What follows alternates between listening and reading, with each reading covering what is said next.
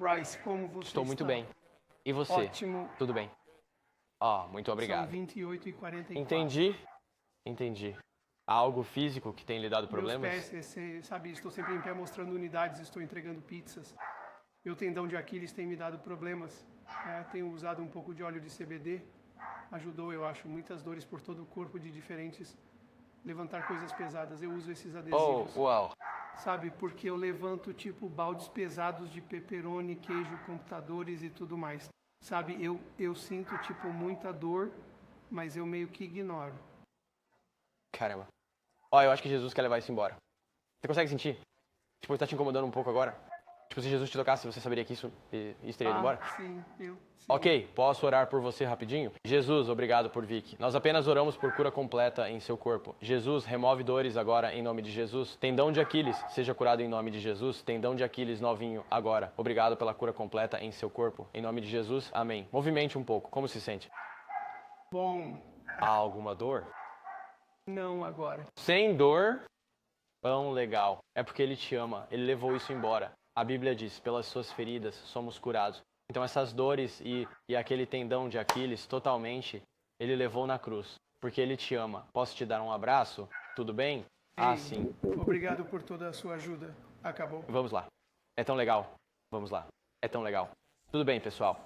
Então vocês acabaram de ver o funcionário do dominó ser curado de dores no corpo e no tendão de Aquiles, e eu meio que só quero vir aqui falar sobre cura por um momento e compartilhar um pouco sobre a Bíblia, o que a Bíblia diz, e apenas algumas coisas práticas sobre cura. Está escrito em Atos, capítulo 10, versículo 38. E vocês sabem que Deus ungiu Jesus de Nazaré com o Espírito Santo e com poder. Qualquer milagre de Deus é uma ação do Espírito Santo. E então diz que Jesus andava fazendo o bem e curando todos os que estavam oprimidos pelo diabo, pois Deus estava com ele. Então há muitas coisas que podemos aprender apenas com este versículo em Atos 10, 38. O que sabemos?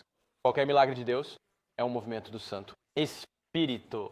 Qualquer opressão é uma agenda demoníaca do diabo e o Espírito Santo quer libertar as pessoas disso. Se acreditamos na Bíblia e acreditamos no que Jesus diz, é melhor eu ir, porque assim vocês recebem meu Espírito Santo e farão coisas maiores do que eu fiz com o Espírito Santo. E se conhecemos os milagres que Jesus fez, então deveríamos estar maravilhados com o poder que temos através do Espírito Santo. Espírito. E assim, para aqueles de vocês que se sentem desencorajados e estão preocupados em ir e orar pelas pessoas, ver os doentes serem curados, ver as pessoas libertas, temos que entender que não se trata de você. E você recebeu o poder através do Espírito Santo. E Deus quer usar um vaso disposto. E aqui está a triste realidade. Se você não disser sim ao Espírito Santo, eu prometo que Deus usará outra pessoa. E isso não é uma desculpa para dizer, Deus vai usar outra pessoa, então eu não preciso fazer nada. Não, este é um chamado à ação para você dizer, ei, escuta Deus, eu quero que você me use. Eu quero fazer parte da sua história. Eu quero fazer parte da sua narrativa. E quero fazer parte da narrativa de outras pessoas para a sua glória.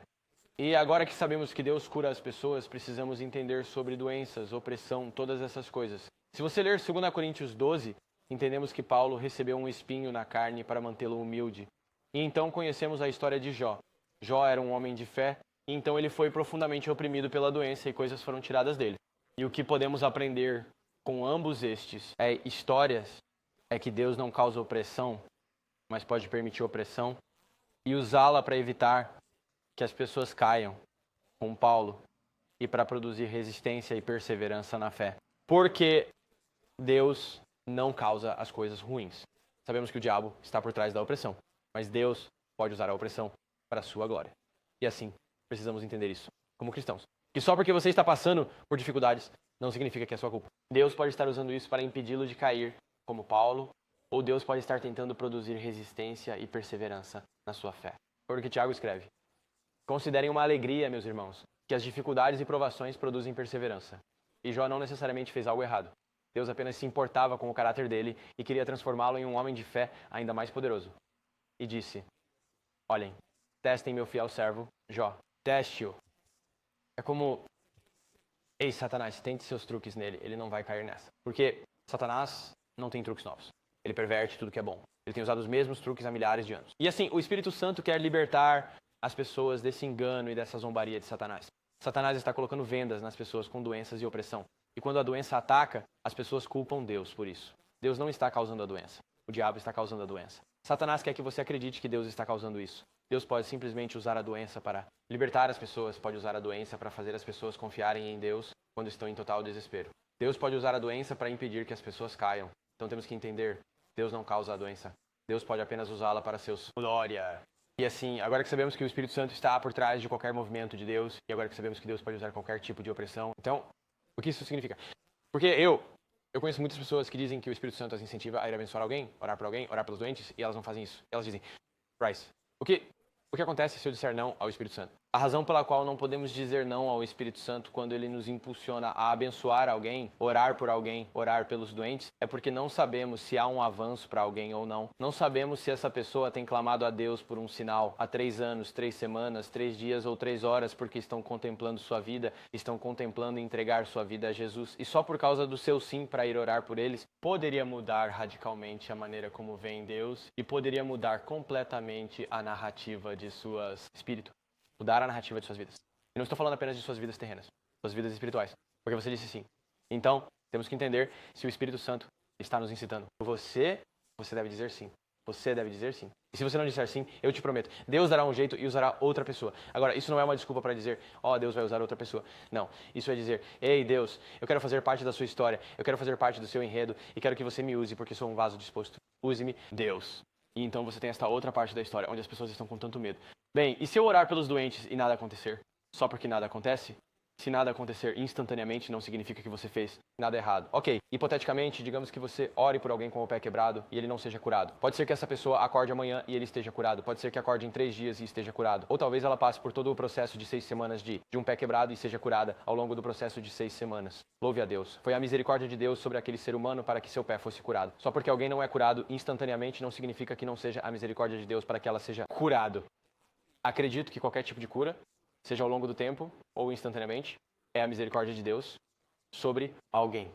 E assim, se alguém for curado instantaneamente, louvado seja Deus. Se alguém for curado no dia seguinte, louvado seja Deus.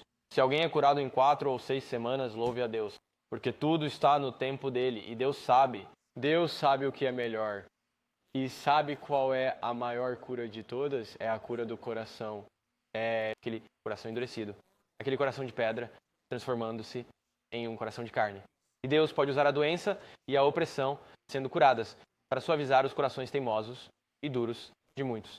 Mas o maior milagre de todos é o coração duro e teimoso se suavizando para a realidade de quem Jesus é. Então, eu acho que precisamos posicionar nossos corações antes de tudo e dizer, ei, escuta Deus, isso não é sobre eu ver coisas legais. Isso não é sobre eu receber a glória por ver algo legal. Deus, eu só quero o seu caminho. Quero ver as pessoas serem libertas.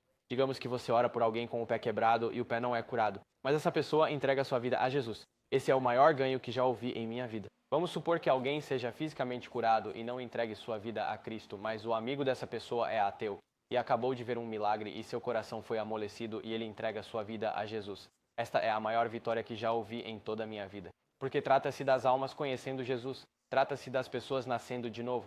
Mas Deus pode usar a cura para levar as pessoas a conhecer o coração dele, a conhecer o coração do Pai, e nosso Pai quer o melhor para seus filhos. Ele não quer pessoas doentes, ele não quer pessoas machucadas. Ele não quer que as pessoas caiam, mas ele tem misericórdia de nós. E ele diz, ei, escute, eu te amo, eu quero te curar. Então ouça, o Espírito Santo quer usar você como um vaso, o Espírito Santo quer usar você para ver as pessoas serem libertas, oradas por, abençoadas e curadas. Então, o que você precisa fazer? Você precisa orar por intrepidez.